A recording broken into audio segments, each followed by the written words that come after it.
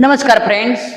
आज हम three phase power transformer के बारे में देखेंगे। थ्री फेज पावर ट्रांसफार्मर में करीबन 15 से 16 जो पार्ट होते हैं उसका मेन पार्ट से। Part number 1, transformer core. मौलिक रूप से ट्रांसफार्मर की कोर की रचना दो टाइप की होती है और उसी कोर टाइप की रचना के आधार पर ट्रांसफार्मर का दो टाइप होता है। फिगर 1 में आप ट्रांसफार्मर कोर टाइप का ट्रांसफार्मर देख रहे हैं और फिगर 2 में सेल टाइप का ट्रांसफार्मर दिखाया गया है। ट्रांसफार्मर चाहे सेल टाइप का हो या कोर टाइप का हो, दोनों प्रकार के ट्रांसफार्मर की जो कोर होती है वो लेमिनेशन से बनाई जाती है। एक लेमिनेशन का लेयर तैयार करके उसके बगल में दूसरा लेमिनेशन रख के दोनों को साथ में स्टैंपिंग किया जाता है। ये जो लेमिनेशन होता है, छोटे ट्रांसफार्मर का लेमिनेशन सिलिकॉन स्टील से बनाया जाता है और जब बड़ा ट्रांसफार्मर पावर ट्रांसफार्मर होता है उसकी जो कोर है वो CRGO यानी कि cold rolled grain steel, cold rolled grain oriented steel का एक जो टाइप है उसी में से बनाई जाती है। ट्रांसफार्मर में हिस्टैरिसीस लॉसेस होती है। ये हिस्टैरिसीस लॉसेस कम करने के लिए सिलिकॉन स्टील या तो फिर CRGO टाइप का जो स्टील है वो प्रयोग किया जाता है। ट्रांसफार्मर का जो कोर स्टैंपिंग से या तो फिर लेमिनेशन से बनाने की वजह यह है कि ट्रांसफार्मर में एडी करंट लॉस होता है। एडी करंट लॉस को कम करने के लिए ट्रांसफार्मर का कोर की रचना है वो लेमिनेशन से बनाई जाती है। यही लेमिनेशन 0.25 mm से लेके 0.5 mm तक का होता है।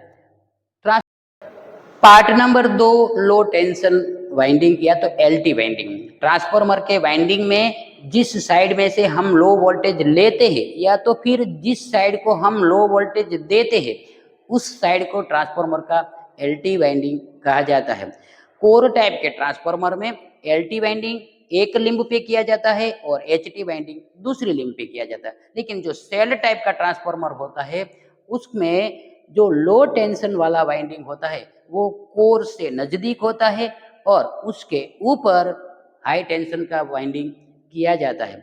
ये जो वाइंडिंग होता है वो सुपर एनेमल कॉपर वायर से किया जाता है। अब लो टेंशन साइड में वोल्टेज लो होने की वजह से तार का जो टर्न्स होता है वो कम होता है। HT की कंपैरिजन में लो टेंशन साइड जो तार की टर्न्स की संख्या है वो कम होती है।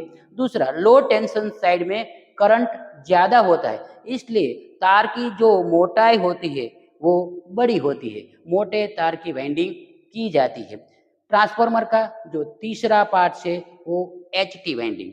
HT वाइंडिंग ट्रांसफार्मर के जिस वाइंडिंग से हम हाई वोल्टेज लेते हैं या तो फिर हाई वोल्टेज देते हैं उसी वाइंडिंग को HT वाइंडिंग कहते हैं। HT वाइंडिंग में वोल्टेज ज्यादा होता है इसलिए करंट कम होता है। उन्हीं की वजह से HT साइड की वाइंडिंग की जो तार होती है वो पतली होती है और उसका जो टर्न्स होता है वो LT की कंपैरिजन में ज्यादा होता है। यही वाइंडिंग भी सुपर एनेमल कॉपर वायर से की जाती है। ट्रांसफार्मर में ये जो प्राइमरी और सेकेंडरी वाइंडिंग है वो सेम जो हाई वोल्टेज साइड की वाइंडिंग है वो लो वोल्टेज साइड की वाइंडिंग के ऊपर कॉइल बना के रखी जाती है। ट्रांसफार्मर की जो कॉइल होती है वो प्री वाउंड कॉइल होती है। मशीन में पहले कॉइल बना के तैयार की जाती है, उसके बाद स्टैंपिंग में उसको बिठाया जाता है। ट्रांसफार्मर का जो चौथा भाग है वो टैंक। टैंक में MS माइल्ड स्टील में से बनाया जाता है। ट्रांसफार्मर की कोर, उसका वाइंडिंग, यही सब चीजें ट्रांसफार्मर के अंदर रखने के लिए टैंक का प्रयोग किया जाता है। ये टैंक MS स्टील में से, उसकी सीट में से फैब्रिकेशन करके बनाई जाती है। ट्रांसफार्मर की जो एक्सप्लोजन वेंट है, जो टेम्परेचर गेज है, कंजर्वेटर है वगैरह जैसे जो पार्ट्स उसके होते हैं उसको माउंट करने के लिए ये टैंक का प्रयोग किया जाता है। टैंक के अंदर का जो पांचवा भाग है वो ट्रांसफार्मर ऑयल, जो कि ट्रांसफार्मर का ऑयल वो ट्रांसफार्मर का पार्ट्स नहीं है। लेकिन जब हम थ्री फेज पावर ट्रांसफार्मर की बात करते हैं तब हमको ऑयल के बारे में जानना चाहिए। ट्रांसफार्मर में दो टाइप का ऑयल का प्रयोग किया होता है।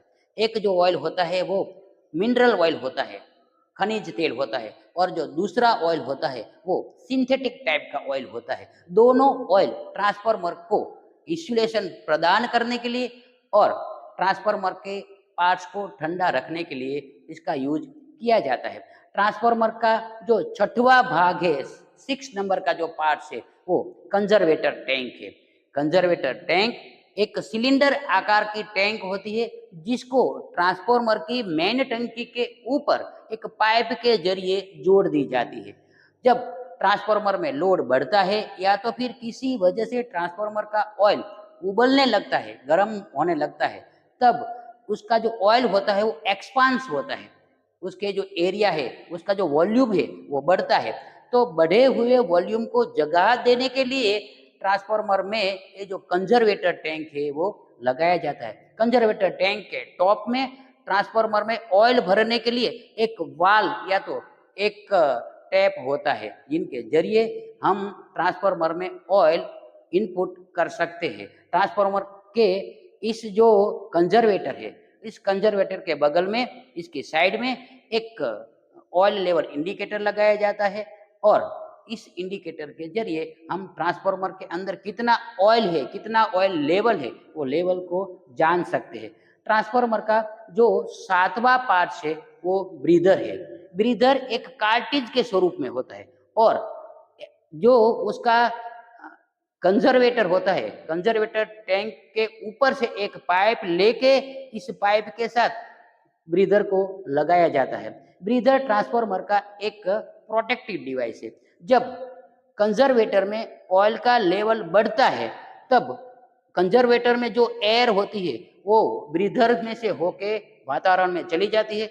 उसी तरह जब ऑयल ठंडा होता है तब वातावरण में से एयर ब्रीदर में होके ट्रांसफार्मर ऑयल में प्रवेश करती है। जब ऑयल ट्रांसफार्मर ऑयल में प्रवेश करती है तब जब जो उसमें नमी हो तो ये नमी वाली जो एयर होती है वो ट्रांसफार्मर ऑयल को खराब कर देती है।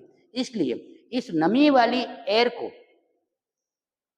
शुद्ध करने के लिए या तो फिर नमी दूर करने के लिए ट्रांसफार्मर में ब्रीदर का उपयोग किया जाता है।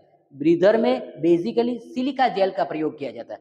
सिलिका जेल की एक कैरेक्टरिस्टिक है, जब उसमें से एयर पास होती है तब वो उसमें जो नमी होती है, एयर में जो नमी होती है वो एब्जॉर्ब कर लेती है और एयर को ड्राई बना देती है। अब ये जो ड्राई वाली एयर है वो ट्रांसफार्मर में ऑयल में प्रवेश करती है तब ये ट्रांसफार्मर का ऑयल खराब नहीं होता है। इसलिए भेज को या तो फिर नमी को दूर करने के लिए इस ब्रीदर का प्रयोग किया जाता है। ब्रीदर में जो सिलिका जेल प्रयोग की जाती है वो जब फ्रेश होती है, वर्जिन होती है, तब उसका कलर वाइट ब्लू टाइप का होता है। लेकिन जब उसमें नमी आ जाती है तब उसका कलर चेंज होके पिंक टाइप का हो जाता है। तब उसको फिर उसकी ट्रीटमेंट के लिए बदलना पड़ता है। ट्रांसफार्मर का जो 8वां पार्ट है वो एक्सप्लोजन वेंट है। ट्रांसफार्मर की टंकी के ऊपर एक पाइप के जरिए एक्सप्लोजन वेंट को रखा जाता है। एक्सप्लोजन वेंट का जो आउटलेट है उसके साथ एक हल्का कांच या तो फिर एल्यूमिनियम का डायाफ्राम लगा हुआ होता है। किसी भी वजह से जब ट्रांसफार्मर के अंदर फॉल्ट होता है, कुछ ज़्यादा ऑयल का प्रेशर बढ़ जाता है, तब ये जो वेंट के थ्रू उसमें जो डायाफ्राम होता है वो डायाफ्राम टूट जाता है और जो प्रेशर वाला जो ऑयल होता है वो बाहर निकल जाता है और इससे ट्रांसफार्मर की टंकी जो विस्फोट होता है, टूट जाती है, उससे बचा जा सकता है। तो एक्सप्लोजन वेंट भी ट्रांसफार्मर का एक प्रोटेक्टिव डिवाइस है। अब उसका जो 9वां जो पार्ट है, 9 नंबर का जो पार्ट है वो टेम्परेचर गेज है। टेम्परेचर गेज का जो सेंसिंग पार्ट होता है वो ऑयल में डूबा हुआ होता है और उसका जो गेज होता है वो टंकी के ऊपर शो होता है, जिनके जरिए हम ट्रांसफार्मर के वाइंडिंग, ट्रांसफार्मर का ऑयल का टेम्परेचर कितना है वो हम जान सकते हैं। ट्रांसफार्मर का जो 10 नंबर का जो पार्ट है वो टैप चेंजर है। जब लंबी दूरी तक वोल्टेज को ट्रांसमिट किया जाता है तब रिसीविंग एंड पे वोल्टेज कम हो जाता है। उसी वोल्टेज ड्रॉप की आपूर्ति करने के लिए या तो फिर फुलफिल करने के लिए या तो वोल्टेज बढ़ाने के लिए ये टैप चेंजर का प्रयोग किया जाता है। टैप चेंजर का प्रयोग करके रिसीविंग एंड पे वोल्टेज को स्टेप अप किया जा सकता है। ट्रांसफार्मर का part number 11 cooling oil tube या तो फिर कोरोगेटेड फिन्स। जब ट्रांसफार्मर में कॉपर लॉसेस आयरन लॉसेस होता है तब ऊष्मा प्रोड्यूस होती है। यही ऊष्मा ट्रांसफार्मर के ऑयल को गर्म करती है। अब गर्म हुआ जो ऑयल है वो ऊपर की ओर बढ़ता है। ट्रांसफार्मर के टैंक के साथ ट्यूबे या पाइप्स जोड़ी जाती है या तो फिर कोरोगेटेड शीट्स जोड़ी जाती है। ये शीट्स और ट्यूबे ट्रांसफार्मर की टंकी के साथ जुड़े जाती है। जब ऑयल गर्म होके घूमता है तब ये फिन्स में या तो फिर एक ट्यूब से उसमें ट्रांसफार्मर ऑयल ऐसे सर्कुलेट होता है। सर्कुलेशन के दरमियान वो ऑयल गर्म ऑयल वातावरण के संपर्क में आता है, कांटेक्ट में आता है। वहाँ से वो जो हीट होती है वो वातावरण में डिसिपेट हो जाती है और ऐसे ट्रांसफार्मर ऑयल ठंडा होता है। ठंडा ऑयल फिर ट्रांसफार्मर के कोर या वाइंडिंग को ठंडा करते हैं। तो ट्रांसफार्मर का ऑयल को ठंडा करने के लिए उसकी ट्यूब्स या तो फिर कोरोगेटेड जो सीट्स होती है वो ट्रांसफार्मर की टंकी के साथ लगाया जाता है। 12 नंबर का पार्ट है वो LT-HT बुशिंग है।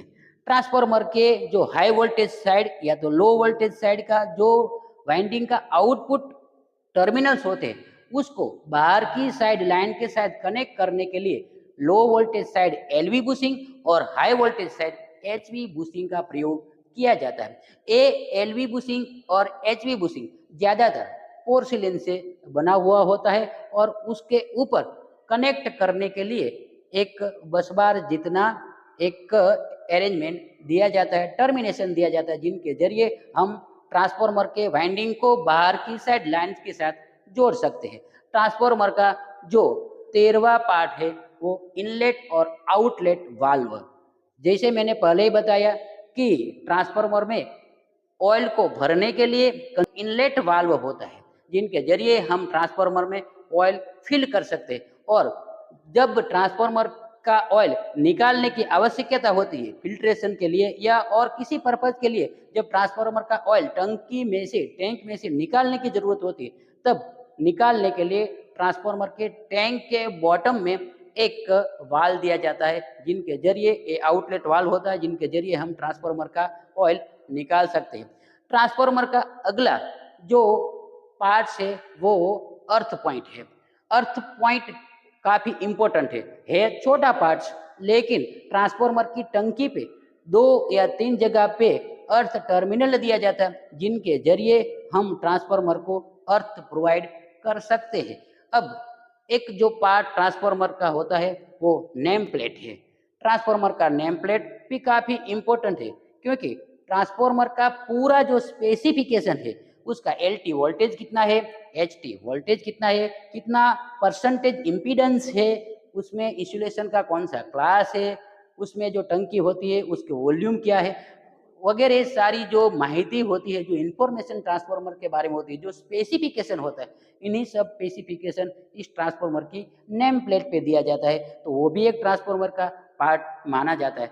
लास्ट बड़े जो ट्रांसफार्मर होता है, पावर ट्रांसफार्मर होता है, उसमें सेफ्टी पर्पज बुकोल्ज रिले का प्रयोग किया जाता है। डिस्ट्रीब्यूशन ट्रांसफार्मर होता है या तो फिर छोटा ट्रांसफार्मर होता है उसमें ये बुकोल्ज रिले का प्रयोग नहीं किया जाता है, लेकिन सब स्टेशन में जो बड़े MVA कक्ष रेंज का जो ट्रांसफार्मर होता है उसमें बुकोल्ज रिले का प्रयोग किया जाता है। बुकोल्ज रिले को ट्रांसफार्मर के टैंक और जो कंजर्वेटर टैंक है उसके जोड़ती जो पाइप होती है उसके बीच में रखा जाता है। जब ट्रांसफार्मर ओवरलोड होता है तब बुकोल्ज रिले का जो अंदर का जो कांटेक्ट होता है वो क्लोज हो जाता है जिनके जरिए हम आउट में बाहरी जो उसकी सर्किट होती है अलार्म सर्किट, वो अलार्म सर्किट को सप्लाई मिलने से अलार्म बजने लगता है। जब ट्रांसफार्मर का ऑयल में बड़ा फॉल्ट हुआ है, ट्रांसफार्मर में कोई बड़ा फॉल्ट हुआ है और ट्रांसफार्मर है वो सेफ्टी के लिए बंद करने की आवश्यकता होती, तब अंदर का जो फ्लोट होता है उसकी स्विच दोबारा क्लोज हो जाती है जिनके जरिए ट्रांसफार्मर का जो कॉन्टेक्ट क्लोज होते ही सर्किट ब्रेकर को सप्लाई मिल जाता है और सर्किट ब्रेकर ओपन होके सर्किट ब्रेकर को डिस्कनेक्ट कर देता है। तो ये भी ट्रांसफार्मर का एक सेफ्टी डिवाइस है, वो बड़े पावर ट्रांसफार्मर होता है उसमें लगाया जाता है।